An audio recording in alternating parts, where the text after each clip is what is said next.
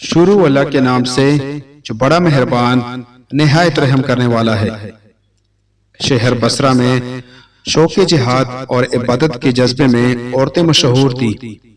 ان میں سے ایک عورت ام ابراہیم ہاشمیہ بھی تھی۔ دشمن نے اس وقت مسلمانوں کی سرحدات میں سے کسی سرحد پر حملہ کر دیا۔ مسلمانوں کو جہاد پر ابھارنے اور شوق جہاد لانے کے لیے ایک مہم شروع ہوئی اور شیخ عبد الواحد بن زید بصری رحمۃ اللہ علیہ نے لوگوں کو جہاد پر ابھارا اور شوق دلایا۔ اس مجلس میں ام ابراہیم بھی حاضر تھی۔ شیخ عبد الواحد نے اپنی تقریر کے دوران مجاہدین اور شہداء کے لیے جنت کی نعمتوں میں حوروں کا تذکرہ بھی کیا۔ اس بیان میں انہوں نے حوروں کے حسن و جمال، عظمت و کمال پر ایک قصیدہ پڑھا جس سے لوگ جنونی حد تک جذباتی ہو گئے اور مجمع میں شوق شہادت کا ایک زلزلہ برپا ہو گیا۔ مجمع میں ام ابراہیم کود پڑی اور شیخ عبد الواحد سے کہنے لگی، اے ابو عبید، آپ کو خوب معلوم ہے کہ بصرہ کے بڑے بڑے رئیس میرے بیٹے ابراہیم کو اپنی بیٹیوں کا پیغام نکاح دے چکے ہیں، لیکن میں نے ابراہیم کے لیے کسی پیغام کو قبول نہیں کیا۔ لیکن آپ نے جس لڑکی اور حور کا تذکرہ کیا ہے اس نے تو مجھے تعجب میں ڈال دیا ہے۔ اب میں اپنے بیٹے ابراہیم کی شادی اسی لڑکی سے کرواؤں گی، مگر آپ سے درخواست ہے کہ آپ اس کے حسن و جمال اور عظمت و کمال کو ذرا پھر دہرا لیجئے۔ شیخ عبد الواحد نے حور کی صفت میں پھر ایک قصیدہ پڑھا جس کے چند اشعار کا ترجمہ یہ ہے: روشنیوں کی بنیاد اس حور کے روشن چہرے سے پڑی ہے اور اس کے خالص عطر کی آمیزش تمام خوشبوؤں میں ہے۔ اگر یہ حور اپنے جوتے سے ریت کو بھی رون ڈالے تو بغیر بارش تمام اطراف گھاس سے ہرے بھرے ہو جائیں گے۔ اگر یہ حور اپنے شہد جیسے لعاب کو سمندر میں تھوک دے تو خشکی کی تمام مخلوق کے لیے سمندر کا پانی میٹھا ہو جائے گا۔ اس کے رخسار پر جب کسی کی نگاہ پڑتی ہے تو قریب ہے کہ دل کے خیالی تصور کی وجہ سے یہ نگاہ رخسار میں زخم کر دے۔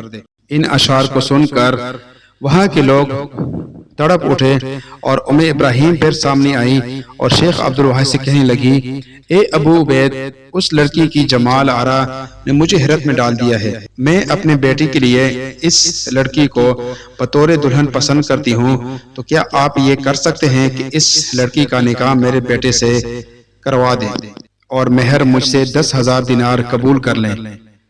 پھر میرا لخت جگر آپ کے ساتھ اس غزوہ میں چلا جائے گا، شاید کہ اللہ تعالیٰ میرے بیٹے کو شہادت کے اعلیٰ رتبے سے نواز دے اور یہ لڑکا اپنے والد اور میرے لیے قیامت کے روز شفاعت کرنے والا بن جائے۔ شیخ عبد الواحد نے فرمایا کہ اگر آپ نے ایسا کیا تو یقیناً آپ اور آپ کا بیٹا اور آپ کے لڑکے کا باپ کامیاب ہو جائیں گے۔ اس کے بعد ام ابراہیم نے اپنے لخت جگر کو آواز دے کر فرمایا کہ اے میرے پیارے بیٹے، کیا آپ کو مذکورہ صفت سے یہ لڑکی اس شرط پر قبول ہے کہ اس کے مہر کے عوض اللہ کے راستے جہاد میں اللہ کے لیے جان دو گے اور آئندہ کوئی گناہ نہیں کرو گے؟ نوجوان ابراہیم نے کہا کہ امی جان، خدا کی قسم میں اس پر بہت خوش ہوں۔ اس کے لڑکی کی والدہ نے اللہ کے سامنے یہ دعا مانگی، اے مولا کریم، میں تجھے گواہ بناتی ہوں کہ میں نے اپنے بیٹے کا نکاح اس حور سے کیا جس شرط پر یہ میرا بیٹا اپنی جان کو تیرے راستے میں قربان کر دے گا۔ اے رب العالمین، میرے اس لخت جگر کو میری طرف سے قبول فرما۔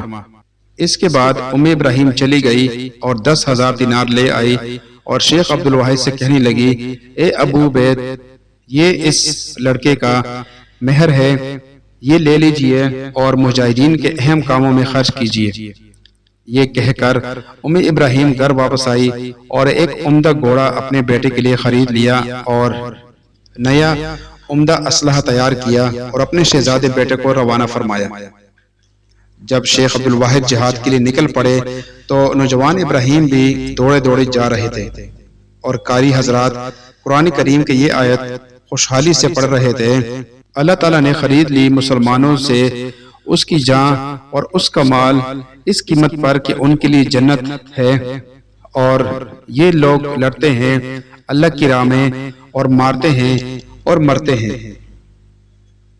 راوی کا بیان ہے کہ جب ماں نے اپنے بیٹے کو رخصت کرنا چاہا تو ان کا کافور میں معطر ایک کفن دیا اور اپنے لخت جگر سے فرمانے لگی کہ اے میرے پیارے بیٹے، جب میدان کارزار میں دشمنوں سے مقابلہ ہو جائے تو آپ یہ کفن زیب تن فرمائیں، لیکن یاد رکھنا کہیں اللہ تعالیٰ کے راستے میں اللہ تعالیٰ تجھے کوتاہی یا سستی کرنے والا نہ پائے۔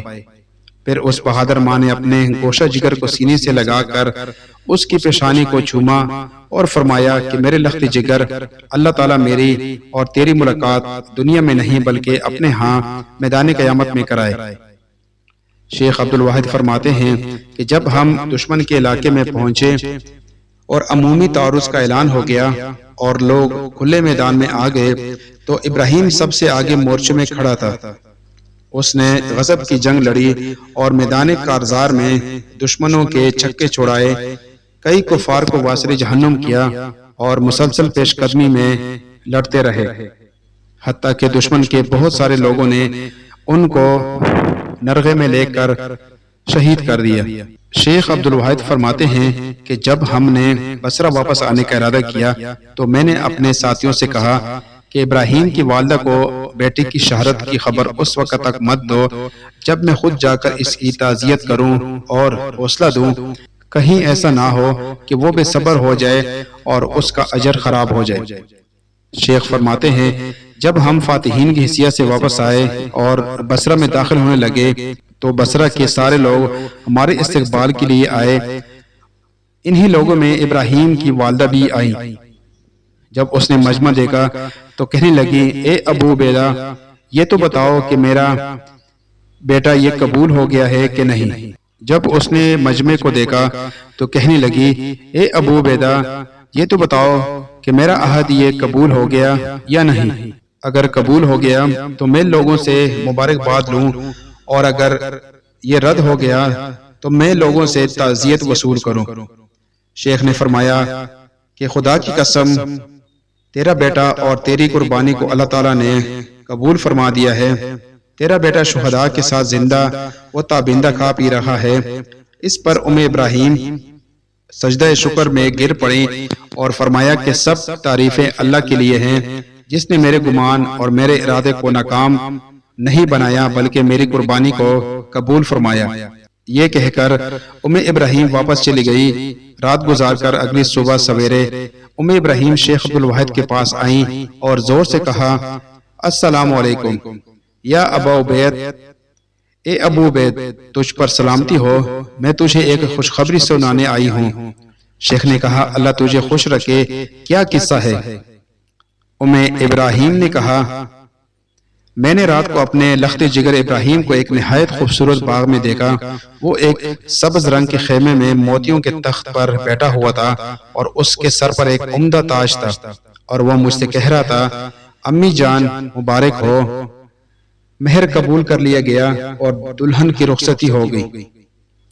بے شک جذبہ جہاد جسے نصیب ہو جائے وہ عظیم ہے، وہ پھر دنیا نہیں بلکہ آخرت سے محبت کرتا ہے، اور اللہ تعالیٰ اس سے اپنے دین کی سربلندی کا کام لیتے ہیں۔